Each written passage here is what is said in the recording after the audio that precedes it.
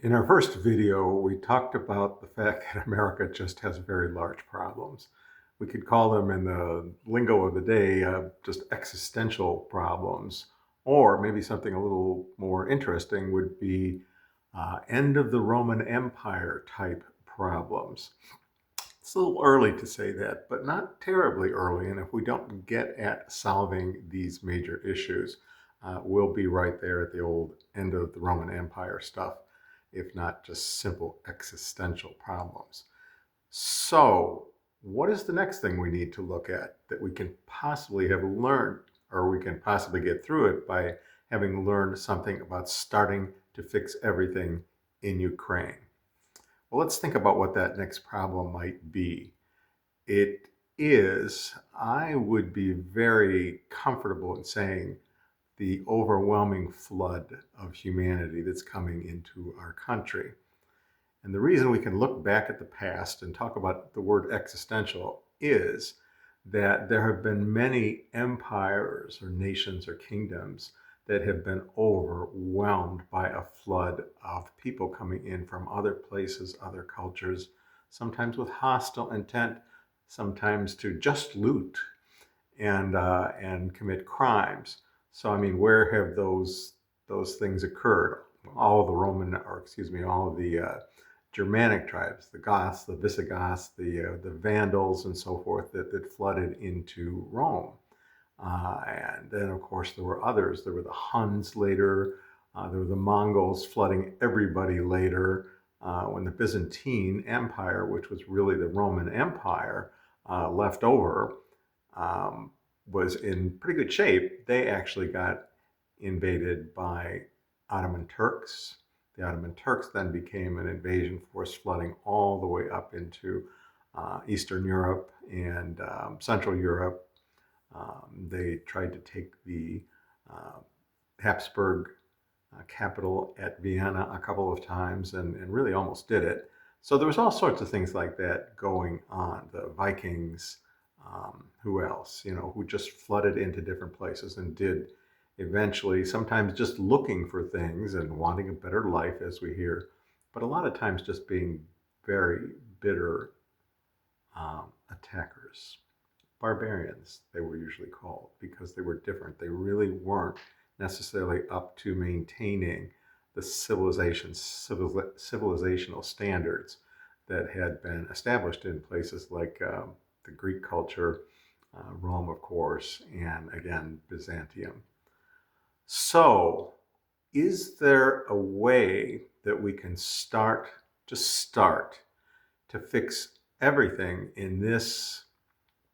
within this factor, just as going to Ukraine now and stopping sending any military or financial hardware there, and then inventorying everything and taking it back and putting it within our system, defense system, or maybe financial system, and improving our ability to defend ourselves, how that would get us started fixing everything right now. Just start it. So, what would happen in the flood of humanity department that has to be fixed also now? Probably something maybe you don't think about too much, but I think is a very important central crux, let's put it that way. I guess that's what crux means, is the center of the problem, of fixing everything within that problem. So, the start involves entities, certain group of entities called NGOs, or non-government organizations, and specifically the ones that do cater to and what's the word? Something like energize emigration, the ones that work on emigration, because what they do, they send the word out throughout the world that you can come here. They use their system and their money, some of it from the federal government, to tell people, come here. And this is how you do it. These are some of the routes you take. These are the safer ways. This is how you get in. This is how you get past the obstacles, the guards. This is how you manipulate the system in order to get into it, to get your green card sooner, in order to answer any questions that you really aren't prepared to do in order to advance within the system and and start manipulating that system for a lot of money. And many times these people who are coming in are not really being vetted, they're being prepared to answer the questions, to make the moves, to go here, and so on and so forth. And that's really not fair, but it has increased the numbers just phenomenally. So those numbers, if we don't do something, will just continue, and then the culture and the political framework of the country and everything will be changed forever. So why the NGOs? There's a lot of them. They bring in a lot of people, or they facilitate the movement of a lot of people, and they just do it in many different ways. Many of them are oriented toward a specific church or denomination, or maybe a different religion. A lot of them, though, are Christian. So you could see the Catholics, and I think the Episcopals have some. I think the Baptists even are on that, and Jewish people too, and of course ethnic people that are affiliated with perhaps south of the U.S. border populations or Muslim populations, which can be more and more well funded. So these people, we learned a word. Let's start with that. We learned a word back in the rioting days of a couple of years ago, and that was to defund something. And of course, then they wanted to defund the police, which were painted as enemies, bad people, evil, something that had to be gotten rid of.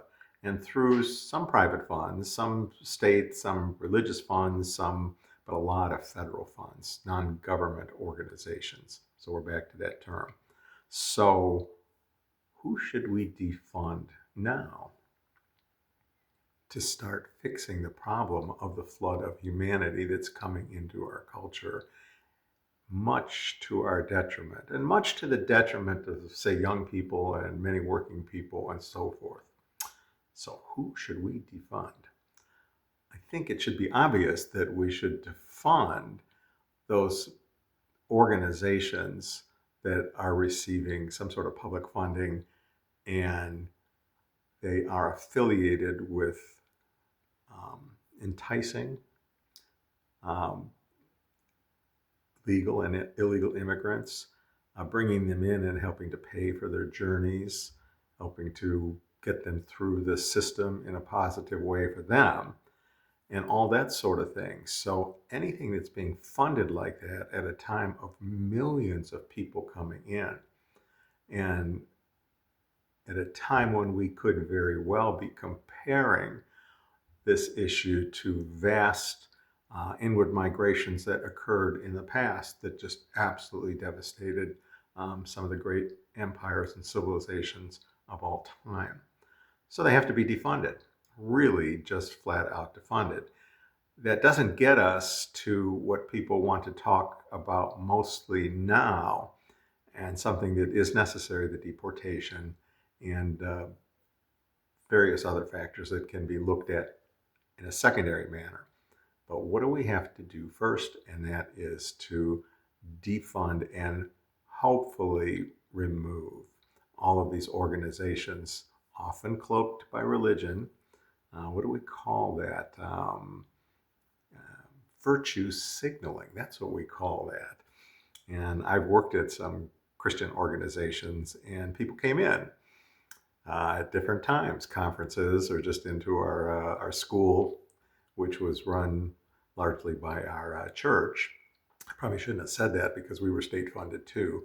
But what the stories that we're told is that Jesus was an immigrant too, which is just a false teaching of the Bible and a false teaching of Christ's life for reasons that could be gone over some other time. So people would come in. I remember one little gal, and she was just saying all these people are being harmed and forced into these long trips that maybe 1,000 or 1,500 miles, and and young women were being raped and just brutalized in many ways, and young men too, and subjected to all sorts of slave-like, um, well, bringing in drugs and all sorts of matters. So, but that was so false, because as I was looking at this young gal, I wanted to say, well, I think a lot of this is your organization's fault. They're getting millions of dollars and they're encouraging people to start out on journeys that might be 1,000 or 1,500 or 2,000 miles through rough terrain and guided by very bad people and harmed in many different ways, and sometimes in ways that they just couldn't recover from, sometimes killed. So why would these people be virtue signaling with American money and bumping up those numbers terrifically, just terrifically, in the last several years alone? So defund them and take a very close look at them and make it known, just as we decided to make it known that we were bringing back all of our military hardware and material from Ukraine, and that we want everybody, like the Russians and the Ukrainians in particular, to know that we want to do this in peace. And if we are prevented from bringing back our defensive, all our weaponry, we would treat that very negatively.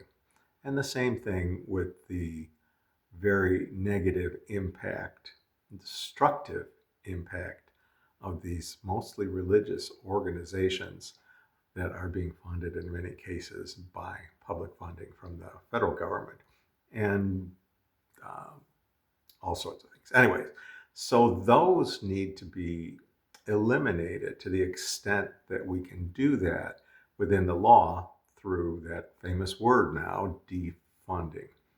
So defund the immigration-oriented NGOs. That doesn't solve the whole problem. Our problem-solving start in Ukraine really would solve a lot of the problems right off the bat and open the door for other solutions to emerge, because the system would just be primed for it at that point. Probably can't do anything quite as dramatic and fulfilling with the NGOs, but it should be a very big deal. And it would get a lot of the people who facilitate this problem out of the system. So we need to do that first. So after we've started the whole fixing process through Ukraine in the manner that we described in the first video, we can start fixing. Just start fixing everything by defunding all of the immigrant, legal and illegal immigrant organizations, defunding all of that immediately, and just doing anything we can to disband them, and also even to look at them and say, did you break the law? Did you commit fraud of any kind? So on and so forth, and really look very, very closely at all of the tactics and all of the contracts and all of the people that these people brought into our system and how they did it. So does any of it need to be looked at as actionable? So that's number 2. First, Ukraine and warlike things, and then second, immigration through various members and non-government association organizations cloaking themselves in virtue signaling religion. And I really, really am a complete Bible-believing Christian, so I'm not against Christians getting involved, but go there. Go there and dig some wells and build some houses and open an orphanage and a school or something like that, and work. Go there. Don't bring everybody here and inflict your virtue upon other people who are really vulnerable. So that's it. Videos number 1 and 2. Thank you.